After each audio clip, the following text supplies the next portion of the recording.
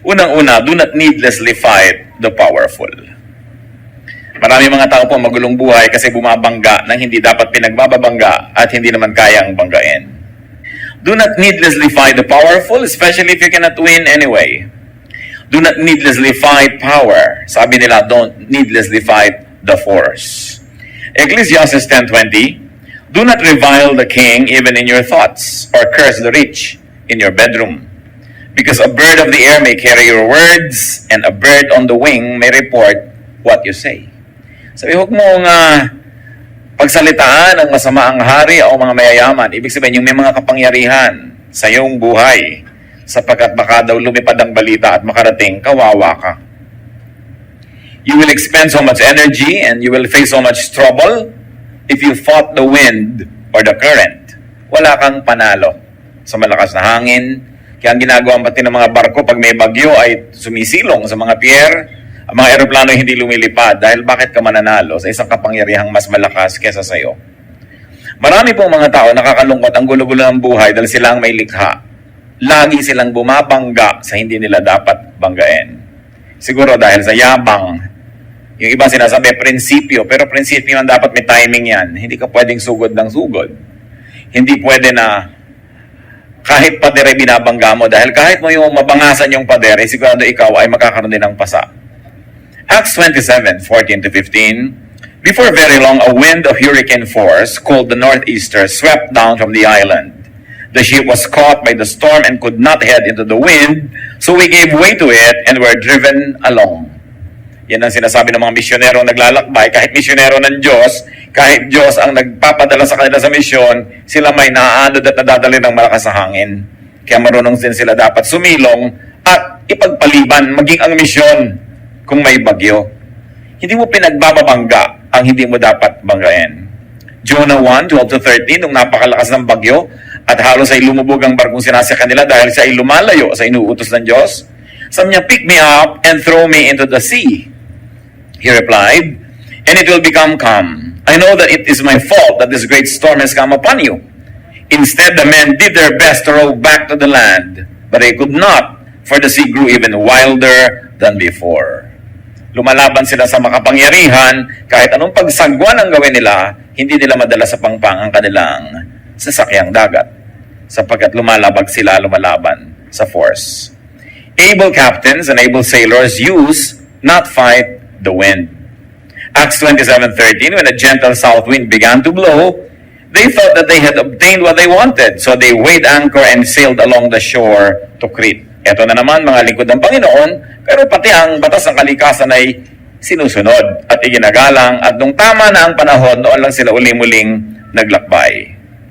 Make peace with power. Make peace with the powerful. Make peace with those who have power over you. Kahit sa mga opisina, yung mga executive na lagi may problema, bumabangga sa mas matataas sa kanila. Maliban na ikaw may-ari ng kumpanya, kung pinagagagawa yun. Kasi walang mangyayari sa buhay mo dahil lahat ng lakas ng kalaban may gagamitin para kasirain.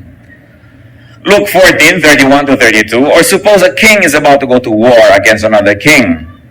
Will he not first sit down and consider whether he is able with 10,000 men to oppose the one coming against him with 20,000? If he is not able, he will send a delegation while the other is still a long way off and will ask for terms of peace. Maging sa giyera daw po ay tinitingnan ng mahusay na leader kung kaya niyang labanan yung kanilang haharapin. At kung talo talaga sa bilang pa lang at sa lahat ng kagamitan, hindi na siya susugod sa labanan, makikipagkasundo na. He will send an embassy and ask for peace. What will you get for fighting your superior? Mga bata, mga anak, anong mapapalaan yung labanan ng inyong sariling magulang? Banggain ang mga sarili niyong tito at tita, ang inyong mga ate. Mga tinutulungan, paano mapapalaan yung binabangga niyo yung tumutulong sa inyo? At kung kayo man ay may tindahan, anong mapapalaan yung awayin yung customer niyo na siya namang tunay niyong amo? Sapagkat pag hindi niya tinangkilik ang inyong tindahan o negosyo, ay wala kayong kikitain. Walang mapapala ang taong bumabangga sa mas may kapangyarihan. Kaya dapat iniisip yan maaga pa lang. Una, yung may kapangyarihan na binabangga mo, gagamitin niya yung lakas para laban sa'yo. Pero kung siya'y kaibigan mo, lahat ng lakas niya ay gagamitin niya para katulungan. So hindi mo na kailangan maging banal para isipin ng mga bagay na yan. Maging matalino ka lang hindi mo lalabanan ang makapangyarihan. Use power to your advantage. So Romans 13, 3-5, even the power of those who are above us. For rulers hold no terror for those who do right, but for those who do wrong. Do you want to be free from fear of the one in authority? Then do what is right, and he will commend you. For he is God's servant to do you good. But if you do wrong, be afraid. For he does not bear the sword for nothing. He is God's servant, an agent of wrath to bring punishment on the wrongdoer. Therefore, it is necessary to submit to the authorities, not only because of possible punishment, but also because of conscience. So sabi, may otoridad, sumunod ka. May patakaran, sundin mo. Hindi papasok ka sa isang kumpanya, gusto mo labagin lahat ng mga patakaran. Papasok ka sa isang paaralan, ayaw mong sundin ang mga alituntunin doon. Bakit ka pa nagpunta? Sasayangin mo ang lakas mo na bumabangga sa hindi mo kayang itumba. And very importantly, you want a peaceful life, be at peace with God. The ultimate power. Lahat naman ng power ng tao ay pahiram lang ng Diyos. Ang Diyos ang tunay na makapangyarihan. So ano mangyayari sa'yo kung nagtatampo ka sa Diyos, nagagalit ka sa Diyos, nagdadabog ka sa Diyos, nagwa-walk out ka sa Diyos? Wala kang panalo doon. Masasaktan ka lang, mahihirapan, at pag hindi mo na kaya, susuko ka rin. It's useless. Romans 5:1, therefore, since we have been justified through faith, we have peace with God through our Lord Jesus Christ. So meron na tayong peace with God. Ang ginagawa lang ng tao, sinisira yun kaya kuminsan nawawala yung peace. Then magre-repent, magbabalik loob, bumabalik ulit yung peace. Because peace in life is directly proportionate to our closeness to God. And of course, it is most useless to fight God. Walang nananalo sa hangin, sa Diyos pa kaya. Isa pa po na dapat nating tandaan para magkaroon ng tahimik na buhay, do not be number one. Do not be the first. Gusto mo lagi kang first sa competition, gusto lagi kang first sa lahat ng contest, first sa lahat ng bagay, siguradong hindi tatahimik ang iyong buhay. Sapagkat ubod ng hirap maging first. At kung sakali man na naging first ka, lalong mahirap manatiling first. At maging si Jose Rizal sa No Limitang Hires sa pamamagitan ng bibig ni Philosopher Tasio, sabi niya, ang pinakamatatayog na puno ang tinatamaan ng kidlat. Mahirap talaga yung number one. Tama na yung number 2 ka, number 3, huwag ka naman ng kulelat. Pero yung number 1, napakahirap niya sa buhay.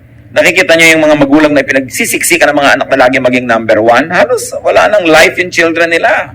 Lagi na lamang puro pagsisika, pag-aaral, puro susulog ng kilay, puro subsob sa pag-aaral, hindi na naging child yung child. Pero first. At dahil first ka, laging merong threat na maging second, lagi ka ngayon nakabantay, lagi ka ngayon hindi relax sa buhay. So is it worth it? After all, nobody will remember that you are first. Kahit ka nga maging Miss Philippines, Miss Universe, after 1 year, ang tawag na sa'yo, former beauty queen. Tapos na. Hindi ngayon, kung natural na natural, wala kang kahirap-hirap, nanalo ka, di bale. Pero yung sinagasaan mo na lahat ng tao, binangga mo na lahat ng bagay, hindi ka na nagkaroon ng kasiyahan, tapos para ka lang maging number 1, so what? Nobody likes number 1 people. Meron bang may gusto sa mga number 1? Kinakaingitan lang yan, kinakainisan. At pilit ginigiba ng mga tao, so it's really pointless. It is difficult to get there, and it's more difficult to stay there. Being first attracts much envy. Mga kapatid, mga kaibigan, sikapin ninyo na di kayo kainggitan ng sino man. Sapagkat napakahirap na kayo ang pinupuntahan ng inggit ng sino man. Ang inggit ay napakalaking kapangyarihan at ito'y nakasisira sa kinainggitan man, bagamat mas nakakasira sa naiinggit. So ang tao talagang naghahanap ng katahimikan sa buhay, hindi niya, sinisikap niyang huwag masyadong mapansin, huwag masyadong maging controversial, at huwag makainggitan, sapagkat mahirap yung kinakainggitan. Envy is terrible energy. Envy is a terrible enemy. So do not be the object of envy. Do not be the object of jealousy. It means, don't try to be number 1. Well, aside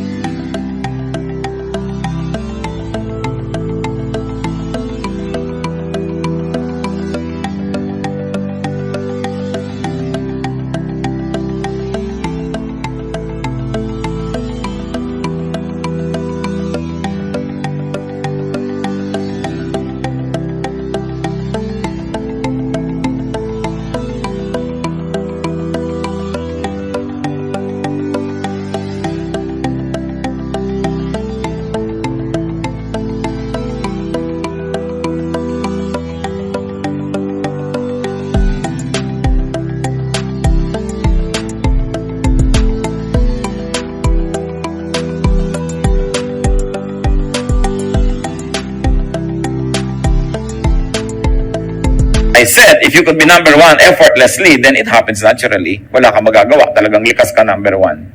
Pero para patayin mo ang sarili mo, para kaingitan ka lang ng iba kung lumaon at sirain kang pilit, para ano? Sayang lang. Nakita niyo si Joseph, the dreamer, paborito ng tatay niya, nakakainis na ng mga kapatid. Ano nangyari? Itinapon sa balon, ibinenta bilang alipin. Nasa Genesis 37 yan. So, while you don't want to be the first, do not be the last. Do not be the least. Wala ka rin katahimikan pagka ikaw yung kulelat. Kasi ikaw naman yung aapihin ng lahat. Ezekiel 22:29, the people of the land practice extortion and commit robbery. They oppress the poor and needy and mistreat the alien, denying them justice. So hindi naman dapat mangyari sa'yo yun.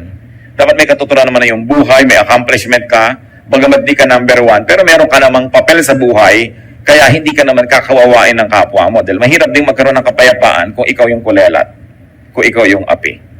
You want peace in life? Set your own personal rules and standards in your life. Aside from God's law, which you all must observe, and aside from legal law, which every citizen of a country must observe, develop and stick to your personal standards. Hindi sabihin, ay, kailangan tayo maghanda, birthday mo, kasi kaugalian, kung ayaw mo maghanda, huwag kang maghanda, huwag mong pilitin ang sarili mo. Gumawa ka ng sariling batas ng buhay mo. Basta hindi mo nilalabag yung batas ng bayan at batas ng Diyos. Huwag mong sinusunod yung mga batas ng mga tao kung ito hindi hiyang sa'yo, hindi likas at hindi bagay. Kailangan magkaroon ka ng lakas ng loob na gumawa ng sarili mong pamantayan kung ano ang mabuti, kung anong marapat at kung paano ka mamumuhay. Hindi mo pinipilit na makipaghabulan sa iba, makipag-contest. Hindi mo pinipilit na makipagpataasan. Hayaan mo silang mapagod, pero meron kang sariling speed. Para rin yan ang kotse. Naglalakbay kayo, may nauuna, ang bilis-bilis, hirap na hirap ka maghabol. Subukan yung huwag kayong maghabol, hihintayin din kayo nun. No? So bakit mo papahirapan ang iyong buhay? Kita niyo yung mga nagtatago na walang naghahanap, lumalabas din mag-isa. Mainit yun. Ang hirap-hirap magtago, walang humahanap sa'yo.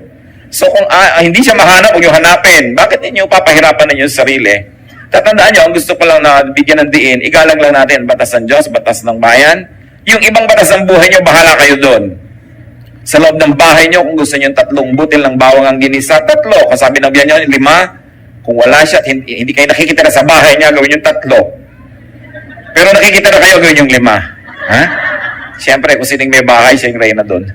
So, kailangan, meron kang batas sa buhay mo, hindi yung si ganun, si ganyan, naghahabol ka tuloy. Have your own personal world where you are comfortable, where you are the ruler, where you are full. Do not play catch up. Yung pinipilit lamang makahabol sa iba, lagi na lang yan pagod. Sabi ni Solomon sa Ecclesiastes 4:4, and I saw that all labor and all achievements spring from man's envy of his neighbor. This too is meaningless, a chasing after the wind. Marami na tao nagsisikap lang, hindi naman dahil talagang gusto nila yung pinagsisikapan nila eh. Nakikipag-contest lang kasi sa kapitbahay. So nagpapalakihan ang bahay na ipinapagawa, kaya walang tigil ng kahihingi doon sa OFW na kamag-anak. Nagpapalakihan ng TV, nagpapalakasan ng sound system, no? Nagpapagandahan ng cellphone. Sabi, maraming ginagawa ang tao, hindi dahil talagang gusto niya, meron lang siyang ka-contest.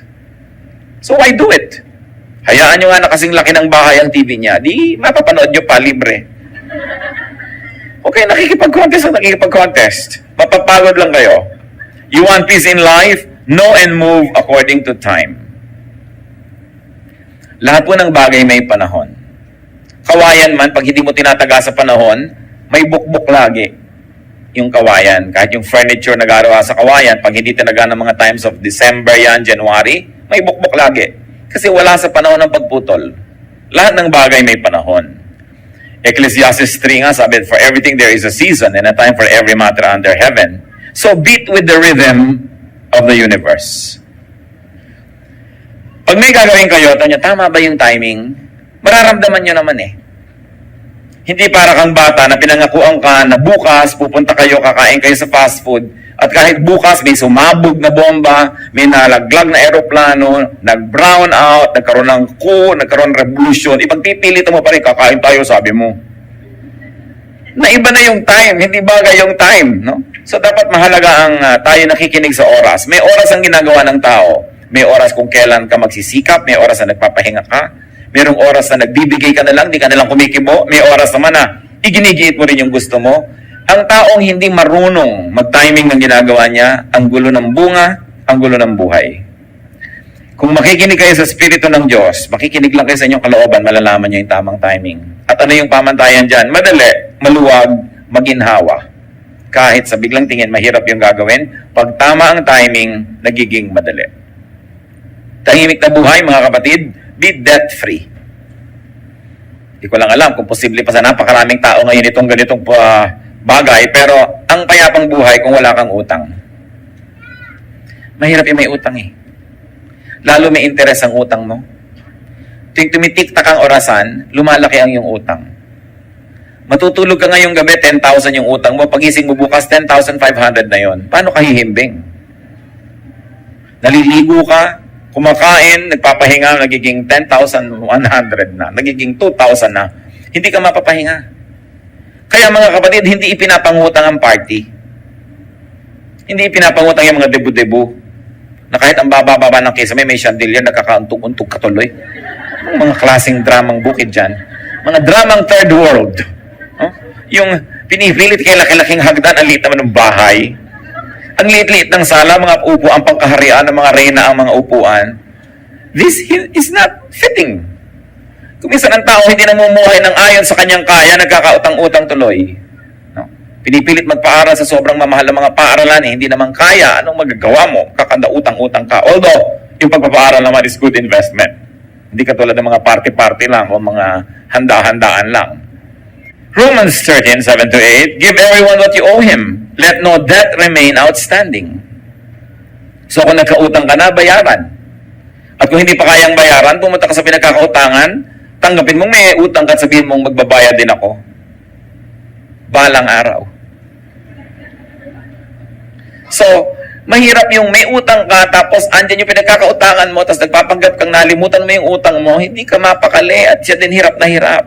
Hindi ka magkakaroon ng katahimikan.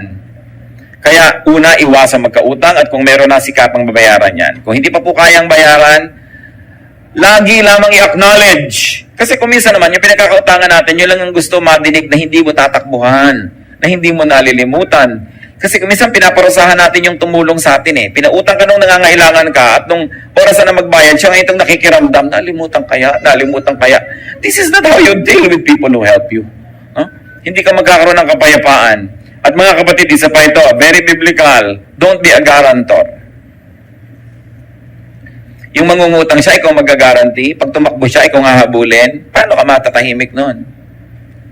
Sasabihin nyo, kasi masisira ang pagkakaibigan namin pag hindi ako nag-guarantee. Pagka tumakbo na rin niya, natin niya binayaran, masisira na rin yung pagkakaibigan nyo, may bayarin ka pa, di sirain mo na maaga. Wala ka pang utang. Dahil ang dami na magkaibigan nagkasira dahil dyan. 99% magkakasira kayo. Ngayon, kung ayaw nyo kong pakinggan, siguro naman makikinig kayo sa salita ng Diyos. Proverbs 6:1-5. My son, if you have put up security for your neighbor, if you have struck hands in pledge for another, if you have been trapped by what you said, and snared by the words of your mouth, then do this, my son, to free yourself. Since you have fallen into your neighbor's hands, go and humble yourself, press your plea with your neighbor. Allow no sleep to your eyes, no slumber to your eyelids. Free yourself like a gazelle from the hand of the hunter, like a bird from the snare of the fowler. Napakalinaw. Sabi ko, ikaw ay nangako, nag-pledge ka, you strike your hand in pledge, nag-guarantee ka sa utang ng may utang, nako, na-trap ka. Huwag kang magpahinga, huwag kang tumigil hanggang hindi mo nababawi ang pledge. So pumunta ka na doon sa ginarantihan mo at doon sa ipinag-guarantee mo at sabihin mong binabawi mo na. Sabi, parang usa na nahuli ng isang hunter, anong gagawin niya? Gagawin ng lahat, magpitumiglas para makawala. Yun ang gawin mo. Sabi dahil yun ang kalagayan mo ngayon na ikaw ay garantor, huling-huli ka, wala kang kawala. Pakawalan mo ang iyong sarili. So kung kayo garantor na, sikapin yung makawala at kung hindi pa, huwag kayong mag-guarantee. Sabihin nyo, sabi ng Diyos, Proverbs 6:1-5. At marami pa sa Bible, napakarami na huwag kayong nag-guarantee. Kasi alam niyo yung pag-guarantee, trabaho lang yan ng Diyos. Diyos ba kayo? Nakakatiyak ba kayo makakabayad siya? At kung hindi siya makabayad, alam nyo ba na sa panahon na yun meron kayo ibabayad? Baka nung nag-guarantee kayo, meron. Next week, meron ba? Sabi, ang mga taong magiging tahimik ang buhay, hindi nakikialam sa ganyan mga transaction ng iba. Nananahimik ang buhay mo, hindi ka nga nangungutang, kakalad ka rin ka ng iba sa gulo dahil sila tong nangungutang. Bakit mo gagawin yan sa buhay mo? At kung hindi ka na nila kaibigan dahil hindi mo ginawa yun, hindi mo sila tunay na kaibigan, so huwag mo nalang i-maintain yung friendship na yan.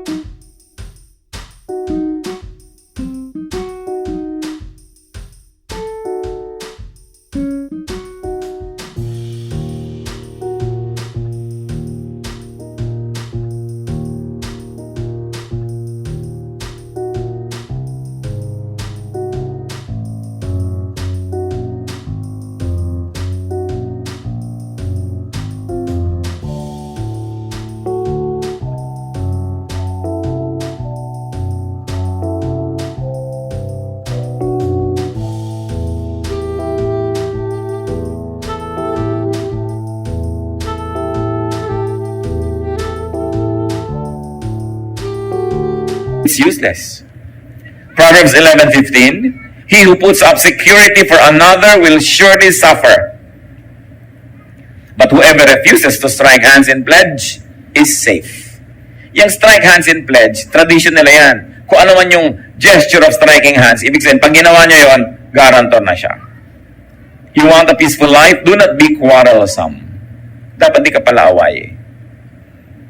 Proverbs 17:19, he who loves a quarrel loves sin. He who builds a high gate invites destruction. So huwag ka mag-invite ng negative attention, and very especially, do not be quarrelsome. Pinapalampas mo na lang yung mga gusto mong away. Hindi ibig sabihin na hindi ka na lalaki o hindi ka na tunay na babae dahil hindi mo pinatulan, sapagkat maraming hindi pinapatulan ng tao kung gagawin niyang tahimik ang kanyang buhay.